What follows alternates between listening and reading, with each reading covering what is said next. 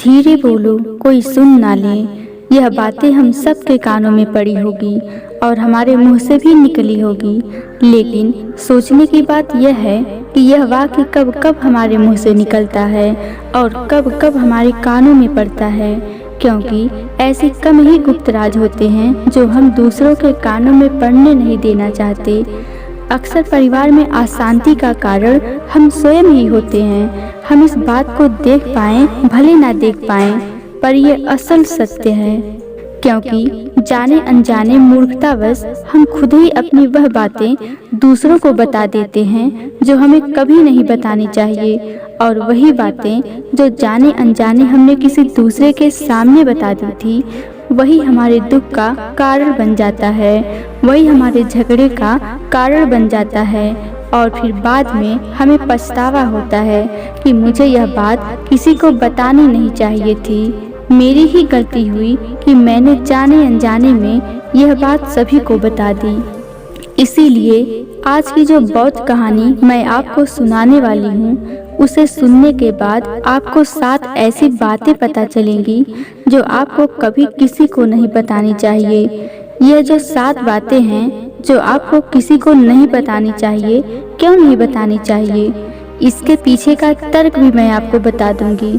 और इन 7 बातों के अलावा अगर आपको लगता है कि कोई बात ऐसी है जो मुझसे छूट गई है या मैं नहीं बता पाई, तो कमेंट सेक्शन में जरूर बताना।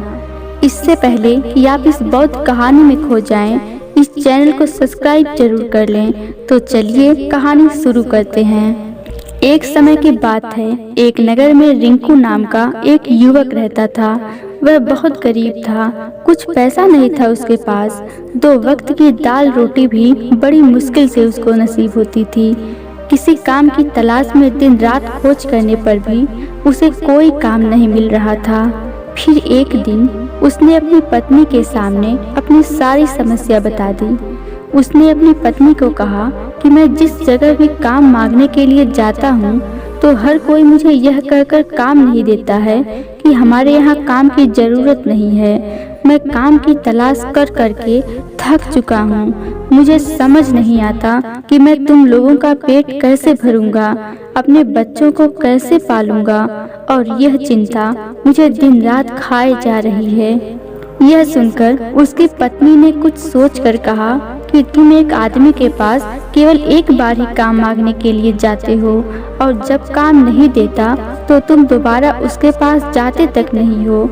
अगर तुम्हें उनसे काम लेना है तो तुम्हें हमदर्दी जतानी होगी, तुम्हें उनसे हमदर्दी हासिल करनी होगी, अपनी गरीबी दिखानी होगी, ताकि वह लोग तुम्हारी मजबूरी समझकर तुम्हें काम पर रख लें। इसलिए शर्म मत करो, उन्हें अपनी मजबूरी बताओ, अपनी गरीबी बताओ, और इसी उपाय से तुम काम कर सकते हो।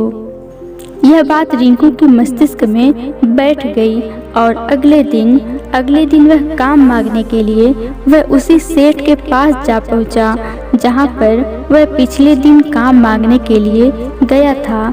लेकिन इस बार उसने हाथ जोड़कर उस सेठ से प्रार्थना की। उसने विनती की कि वह बहुत गरीब है और उसे काम की बहुत आवश्यकता है। वो जो कुछ भी उसे देंगे उसमें वो संतुष्ट हो जाएगा, पर कृपया करके मुझे अपने यहाँ काम पर रख लो। उसकी यह हालत देखकर उस सेठ ने उसे अपने यहाँ काम पर रख लिया और रोज वहाँ पर काम पर जाने लगा। अंदर ही अंदर वह खुश तो था कि उसे काम तो मिला, लेकिन उसे वेतन दूसरे लोगों से कम मिलता था। वही काम जो दूसरे लोग कर रहे थे, उन्हें ज्यादा वेतन मिल रहा था और उसे कम वेतन मिल रहा था। जब इस बारे में उसने अपने सेठ से कहा, तो सेठ ने कहा कि देखो भाई, तुम्हें काम की जरूरत थी, मैंने तुम्हें काम दिया। मेरा धन्यवाद करने की बजाय तुम मुझसे शिकायत कर रहे हो। भला यह कैसी भलमन साहस है। यह सुनकर रिंकू वहीं चुप हो गया। बात कहीं ना कहीं सत्य थी। सेठ ने तो उसे उसकी मजबूरी के हिसाब से ही काम दिया था और इसीलिए उसे अपने अनुसार ही वेतन देता था। लेकिन धीरे धीरे उसने यह बात अपने सगे संबंधियों, अपने दोस्तों, सभी को बताना शुरू कर दी। उसका सेठ कैसा आदमी है और उसे कितना वेतन देता है। समय बीतता रहा और रिंकू पूरी लगन के साथ अपना काम करता रहा, लेकिन अब परिस्थितियां बदलने लगी थी। सेठ अब रिंकू से दूसरे लोगों से ज्यादा काम लेता था और उनसे कम वेतन उसे देता था। यह बात रिंकू के मन को बहुत गलती थी। वह दूसरों से ज्यादा मेहनत कर रहा है और उनसे कम वेतन पा रहा है। इससे उसके आत्मसम्मान को बहुत गहरी चोट पहुंची। तब धीरे धीरे उसका मन अपने काम से हटने लगा। उसका मन काम में लगता ही नहीं था। जाहिर सी बात है कि ऐसी जगह किसका मन लगेगा जहां आदमी को अपने आत्मसम्मान के साथ समझौता करना पड़ेगा। इसीलिए जल्द ही उसने अपना काम छोड़ दिया और वह घर पर आकर खाली बैठ गया। अब उसके पास घर का खर्चा चलाने के लिए भी पैसे नहीं बचे थे। इसीलिए उसने अपने सगे संबंधियों, अपने दोस्तों से सहायता मांगनी शुरू कर दी। लेकिन उसके दोस्त उसके सामने तो उसे दया का पात्र समझते थे, उसे दिलासा तो देते थे, लेकिन पीछे से उसका मजाक उड़ाते हैं। वह कहते कि कितना बेवकूफ है, सेठ ने इतना काम लिया और बेचारे को पैसे भी नहीं दिए, और हम इसको पैसे दे दें तो क्या कल यह हमारा पैसा वापस कर पाएगा। इसकी ऐसी हालत है, काम तो इसके पास कुछ है नहीं, पैसा कहाँ से ला कर देगा। और इसी वजह से रिंकू की हालत दिन पे दिन खराब होती जा रही थी। अब वह दिन रात तनाव में रहने लगा था। वही दोस्त, वही सगे संबंधी जो उसे अपने होने का दिखावा करते थे, उसे दया का पात्र समझ रहे थे, जिन्हें उसके ऊपर तरस आ रहा था, सब लोग आकर उसे ज्ञान तो बहुत ही देते थे, लेकिन कोई सहायता नहीं करता था। और अक्सर ऐसा ही होता है, ज्ञान देने वाले तो बहुत मिल जाते हैं, लेकिन मदद करने वाले, उंगली पकड़कर हाथ पकड़कर आगे चलाने वाले कितने लोग मिलते हैं। एक दिन उसे पता चला कि पड़ोस के गांव में एक बौद्ध भिक्षु आया हुआ है जो बहुत ही ज्ञानी है। रिंकू इतना तनाव में था कि उसे कोई रास्ता नजर ही नहीं आ रहा था। इसीलिए जाने अनजाने वह बौद्ध भिक्षु के पास पहुंच जाता है। वह सीधे उनके पैरों में गिरकर रोने लग जाता है। वह रोते रोते उन्हें अपनी सारी परिस्थिति बताता है। उसने बताया कि किस तरह सेठ ने उसका फायदा उठाया और उसके सगे संबंधी उसके साथ कैसा व्यवहार रखते हैं। सारी बातें सुनकर बौद्ध भिक्षु ने उसे चुप कराते हुए कहा कि बंदे, यह तुम्हारी सारी समस्याएं तुम्हारी बुद्धिहीनता, तुम्हारी मूर्खता के कारण उत्पन्न हुई हैं। अगर तुम्हारे अंदर विवेक होता तो इनमें से एक भी समस्या तुम्हारे चित्त को दुखी नहीं कर सकती थी, लेकिन तुमने अपने अविवेक के कारण, अपनी मूर्खता के कारण खुद ही अपने रास्ते में कांटे बिछा लिए हैं। आज मैं तुम्हें 7 ऐसी बातें बता रहा हूँ जो भूल कर भी किसी को मत बताना, और इन बातों का अनुसरण करते हुए तुम बाहर से मिलने वाले दुखों को तो दूर कर ही सकते हो जो बेवजह दुनिया की वजह से तुम्हारे अंदर पनपते हैं। पहली बात जो किसी को नहीं बताना चाहिए वह है अपनी मजबूरी। अपनी मजबूरी का दिखावा करके दूसरों का दया पात्र बन के उनकी सहायता लेने की गलती कभी मत करना। हो सकता है कि आज वह तुम्हारी मजबूरी देखकर तुम्हारी सहायता कर दे, लेकिन कल वह तुम्हारा फायदा उठाने से भी नहीं चूकेगा, और अगर फायदा भी नहीं उठाया तो दूसरों के सामने तुम्हारा मजाक बनाने में वह आदमी कभी नहीं चूकेगा। इसीलिए कभी भी अपनी मजबूरी का दिखावा मत करो। अगर घर में 2 रोटी है, सूखी रोटी है, तो वही खाकर सो जाओ, लेकिन दूसरों को इसके बारे में भनक तक नहीं लगनी चाहिए।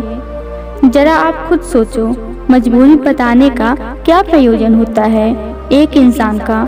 या तो वह दूसरे से सहानुभूति हासिल करना चाहता है या उससे कोई आर्थिक मदद चाहता है। लेकिन अगर दोनों ही परिस्थितियां आप देखें तो दूसरा आदमी आपका फायदा उठाने में नहीं चूकेगा, और अगर वह फायदा नहीं भी उठाया तो अपनी नज़र में तो वह आपको मूर्ख ही समझेगा, बेवकूफ समझेगा, और दूसरों के सामने आपका मजाक तो जरूर बनाएगा। इसीलिए अपनी मजबूरी के बारे में कभी किसी को मत बताना। दूसरी बात जो किसी को भी नहीं पता होनी चाहिए, वह अपने अतीत की गलतियां और भविष्य की रणनीतियां। जरा सोचो, अगर हम अपनी अतीत की गलतियां किसी दूसरे को बताते हैं, उसका क्या प्रभाव होगा? वह गलतियां ठीक तो नहीं की जा सकती, जाहिर है, तो उन्हें बताने का क्या प्रयोजन है? आप अंधेरे पक्ष को खुद दुनिया के सामने बता रहे हैं, खुद अपनी गलतियां दूसरों के सामने बता रहे हो। इससे उस आदमी की नज़र में आपका एक चरित्र घटित हो जाएगा और वह भविष्य में हमेशा आपको उसी नजरिए से देखेगा। इसीलिए किसी भी आदमी की नज़र में अपना चरित्र गठित मत होने दो। जरा सोचो कि आप व्यर्थ में ही अपने भविष्य की रणनीतियां दूसरों के सामने बता रहे हो। जो लोग आपके काम का हिस्सा ही नहीं हैं, उनके सामने अपने भविष्य की रणनीतियां, अपनी डींगे हाँकने का क्या फायदा? वह लोग आपकी सहायता तो नहीं करेंगे, लेकिन आपके भविष्य की रणनीतियों में बाधा जरूर बन सकते हैं। आप खुद अपने विवेक का इस्तेमाल करिए और सोचिए, आपके साथ भी ऐसा हुआ है या आपने अपने भविष्य की रणनीति किसी को बताई हो और वह कामयाब ही ना हुई हो? जरूर हुआ होगा, जरा गौर से सोचो। तीसरी बात जो किसी को नहीं बतानी चाहिए, वह है अपने घर की बातें। जो भी हमारे घर के अंदर आपस में बातचीत होती है, हमारे माँ बाप के साथ, हमारी पत्नी के साथ, हमारे बच्चों के साथ, वह बातें परिवार तक सीमित रहनी चाहिए। अगर आप इन बातों को दूसरों के सामने ढिढोरा पीटते हो, तो दूसरों को आपके घर में घुसने का एक मौका मिल जाता है और वह इसका फायदा उठाने से कभी नहीं चूकेंगे। वह आपके परिवार के सदस्यों को आपसे दूर ले जाने की कोशिश करेंगे। अक्सर ऐसा होता है, हम समाज में देखते हैं कि हम अपने घर के झगड़ों को कम करने के लिए उन झगड़ों को अपने पड़ोसियों और अपने सगे संबंधियों को बता देते हैं, लेकिन इससे आपको सहायता कभी नहीं मिली होगी, बल्कि आपके लड़ाई झगड़े और ज़्यादा बढ़ गए होंगे और वह जाहिर है वह बढ़ेंगे। अगर आप अपने माँ बाप की बात दूसरों को बताएंगे, तो आपके माँ बाप को बुरा लगेगा ही कि हमारा बेटा हमसे बताए बगैर दूसरों को यह बातें बता रहा है। इसीलिए अपने घर की बातें और अपने घर के लड़ाई झगड़े किसी को मत बताना। और अगली बात जो मैं आपको बताने जा रही हूँ, जो किसी को नहीं बतानी चाहिए, वह सुनने पर आपको बहुत अजीब लग सकता है, लेकिन उसका सत्य भी मैं आपको एक तर्क के माध्यम से दूंगी। मैं कहती हूँ कि अपनी आमदनी भी किसी को मत बताना। अब अपनी आमदनी किसी को ना बताने के पीछे क्या प्रयोजन हो सकता है? जरा सोचिए कि आप अपनी आमदनी अपने दोस्तों को बता देते हैं, तो जब आपके दोस्तों को जरूरत पड़ेगी तो वह सिर्फ आपको ही याद करेंगे, क्योंकि उनको पता है कि अगर आपकी आमदनी ज़्यादा अच्छी है तो आप ही उनकी मदद कर सकते हैं, और इसलिए ज़्यादा लोग आपसे सहायता मांगेंगे। और जब उनकी सहायता नहीं करेंगे तो वह सोचेंगे कि इस आदमी के पास पैसे हैं, मेरी सहायता कर सकता है, लेकिन यह सहायता कर नहीं रहा है। और इसीलिए आपकी आमदनी आप दोनों दोस्तों के बीच एक झगड़े का कारण हो सकती है। कम आमदनी होगी तो लोग मजाक उड़ाएंगे और ज़्यादा होगी तो सहायता मांगेंगे, तो अपनी आमदनी बताने का कोई प्रयोजन नहीं है। अगली बात है जो मैं आपको बताने वाली हूँ, उसे अपनी गांठ बांध लेना और किसी को यह बात मत बताना।